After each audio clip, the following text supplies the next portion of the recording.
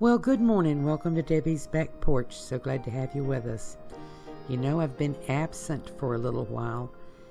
I have had pneumonia, and at 71, it takes a little while to get over that. I want to thank all of those who sent me their best wishes, but I'm okay, and I'm back, and I made something yummy for dinner tonight. I made pan-seared bluefish with a creamy crab sauce. Surprisingly inexpensive, surprisingly low carb, and so yummy. Now, if you like our videos, please give us a thumbs up and subscribe and hit that little bell up at the top right so you'll get a notice when I post new videos. That's real important to me. Now let's get cooking. So I want to go over the ingredients with you before we start, and I'm going to show you the bluefish. Now, if you go to buy this in the grocery store, you're going to look for pollock. Bluefish is just something people call pollock. If you go to a restaurant and it says Boston bluefish, it's pollock. And this is a really inexpensive fish, but it's really tasty. And I've got some dill and some paprika and some salt here, and I'm going to use those. I've got some butter. I'll use about 3 tablespoons total. And this is a can of white crab meat. You can use better crab meat, more expensive. This was about $2.50 a can. Then I've got some fresh parsley and some green onions. And then I've got some heavy whipping cream. I'm going to use about 1.5 cups of that, and just depends. I'll show you when I get to it. There are a couple other ingredients that I don't show you. I'm going to use 2 tablespoons of flour, and that's pretty much all the carbs that are in this. I have here a little rice wine. Now, I was going to use half a fresh lemon, and you can. I actually prefer it. But I lost my fresh lemon, and I'll probably find it tomorrow in a cabinet somewhere. And this is minced garlic. You can use garlic powder. Now, you can do this recipe with any fish. I have this pollock or bluefish here because I like it. You can do it with cod. You can do it with flounder. This was thawed in ice water in the fridge, and I've discarded the water and dried the fish off a little bit. And so I'm going to pre-treat this before I cook it. And I'll start with just a little bit of the minced garlic, and if you'll notice, I'm getting quite a bit more of the juice. You can buy this, it's pickled garlic, really, minced garlic, and that juice is just wonderful. So, putting some of that juice on there. It was, maybe 2 teaspoons altogether. And you probably are not going to do this with just 1 piece of fish. You can do this with 3, 4, 5, however many people you have to serve. And that's about a teaspoonful of the wine. If you're using a lemon, I would squeeze, half a lemon. Half a lemon would probably do 3 or 4 pieces, but you just want to get a little bit of the lemon flavor. And, one of the things you might not know is that when you put some acid, any kind of acid, this is dill, on fish, it starts the cooking process before it ever gets to the pan. You can actually make ceviche, which I have a video on that, where you don't cook the fish at all. You just denature it in your lemon juice or your lime juice, and it's wonderful. A little salt. All of these are about 1/4 teaspoonful. Maybe a little bit more salt. And then I'm going to set this in the fridge and let it sit for 10 or 15 minutes, just long enough for the flavors to seep in a little bit. After I put on the paprika, and I'm pretty generous with the paprika, because we're going to cook this so quickly, about 4 minutes total, that it doesn't really have a lot of time to brown. And the paprika not only adds some great flavor, it helps it brown a little bit. So now we're going in the fridge. You don't have to cover it. You're only in there for 10 or 15 minutes. Be right back. In the meantime, I have melted about a tablespoonful of butter in my field skillet. If you're doing more pieces, you want to put a little bit more butter. It's on a very low heat because I don't want to burn the fish. I just want it to barely sizzle just a little bit. Now I've got my fish. It's getting warm.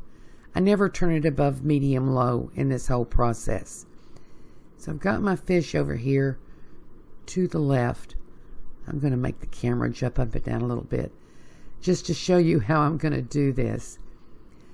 I'm just going to take it off or take it up on my spatula and let any excess wine and garlic juice and whatever drain off of it. I'm not going to dry it down, I'm not going to pat it down, just going to let it drain. And then I'm going to drop a little bit on there just to make sure it sizzles. And yes, you can see the sizzle there. And then I'm just going to carefully put it in the pan. Now, this is basically a one-pan meal. If you want to cook several pieces, you may want to use 2 pans because the fish gets kind of fragile. I want to try to keep it together as much as I can. But you want to give yourself plenty of room to turn it once. And I'm going to set my timer on 2 minutes and I'll be right back. So it's been 2 minutes. I'm going to flip this carefully. It gets very, very fragile. And I have a piece break off there. That's okay. Set my timer again for 2 minutes. It's very important not to overcook this. It will get rubbery. Be back. So it's been 2 minutes. And I'm going to take this out, put it directly on the plate. I'm going to take it out carefully.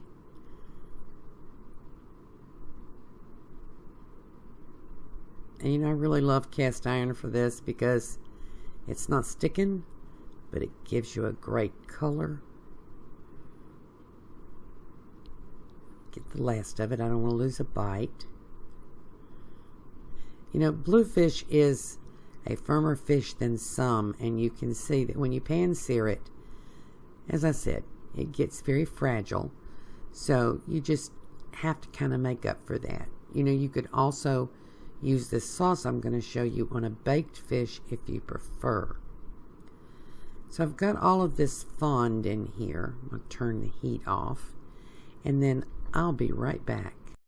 So the pan's still pretty warm. I have turned my heat down to almost nothing. And I'm putting 2 tablespoons full of butter in. Now, 2 things I want to tell you. First off, every good chef will tell you you don't make a light cream sauce in a cast iron pan in the fond. I don't care. I want the flavor of the garlic and the wine or the lemon juice if that's what you used, and all the spices. So what I'm going to do is I'm going to scrape the fond off the bottom because I want it all. And so, yes, I'm breaking a rule. No, I don't care. The next thing I want to tell you is that I'm making a double recipe of this because it refrigerates just fine. This is 2 tablespoons full of flour. If you're making it just for tonight, you're going to use 1 tablespoon of flour. I actually am having someone over for brunch tomorrow, and my plan is omelets with a creamy crab sauce on top. So this is a double recipe. Just hold in mind, it's going to make a lot of sauce. So I've put in my flour. I'm bowing to convention a little bit, and I'm using a rubber spatula instead of a metal spoon or a metal whisk. And we're going to not brown it really, just cook it for about 30 to 45 seconds to cook off the pasty flavor a little bit. And then I'm going to start adding my heavy cream. You can make this with half and half. I'm using heavy cream. Now remember, for our double recipe, I'm going to use about 1.5 cups, which is not quite the same measurement as you would do for a bechamel sauce, because this is not a bechamel sauce. So what we're doing is I put in about 1 cup, and I'm going to judge it, and when it starts to thicken, I'm going to add a little bit more heavy whipping cream until I get it to the thickness I want. And then we're going to finish it up with the broth in the crab, because that's some really good broth. It has a lot of flavor. I don't want to waste it. It's good. And again, I'm keeping my heat at about medium-low, depending on your stove. If you turn it up a little bit, as long as you stir it constantly, it won't stick. So I added about another ounce of cream. And you know, one of the reasons I'm using heavy whipping cream is because of all your dairy products, it has about the lowest carb content because it has the highest fat content. So stir it in, and you know it won't lump, because you know the rule: hot roux, cold liquid. Stir, stir, stir. See, it didn't take on too much color. It's not white, but it's also not dark, so it's fine. Sometimes you can bend the rules a little bit. Now I'm putting in my chopped onions. The green onions, I chopped the white part fairly fine, and then I cut the green part on the bias. Get a little bit of flavor and a little bit of color. And if you want to add just a little bit of the chopped parsley now, you can do that. I personally just prefer to use it on top raw as a garnish. So I've put in 1.5 cups of cream, and now I'm going to add the crab meat with all of its juice. And just stir that in. Now I'm going to let that just sit here and simmer for maybe 30 seconds. If by some chance it gets thicker than you want it, you can add a little bit more cream. But for right now, this is done. I'm going to give it a little taste for salt. And you will notice I did not put any pepper in this because I don't like pepper in it. But you can certainly put pepper if you want it. And this is my finished plate. Got a little parsley there. I've got the cream, the creamy crab sauce on top. Got a little asparagus. Got a little slice of tomato or two. And I'm going to taste it.